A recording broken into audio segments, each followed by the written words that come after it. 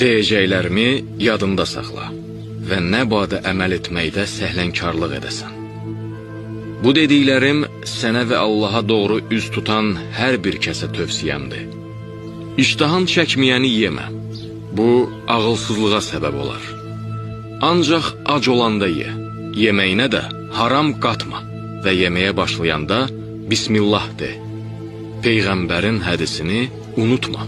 Allahın salamı ona və ailəsinə olsun. İnsan övladı öz qarnından daha pis bir qab doldurmur.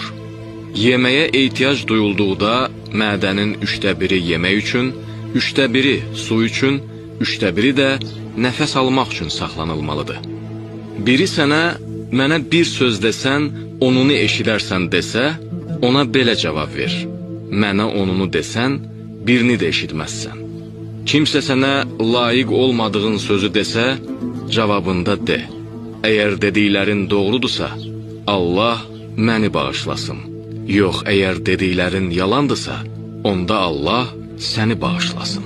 Biri səni hədələsə, sən ona nəsiyyət və nəvazişlə qarşılıq göstər. Onun üçün dua et. Bilmədiklərini alimlərdən soruş.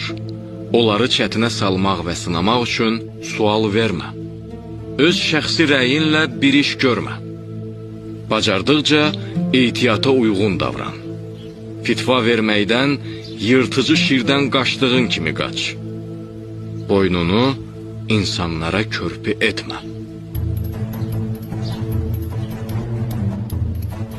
Bu nəsiyyətləri əzbərləyib onlara əməl eləyin və gələcək nəsillərə bir miras olaraq ötürün.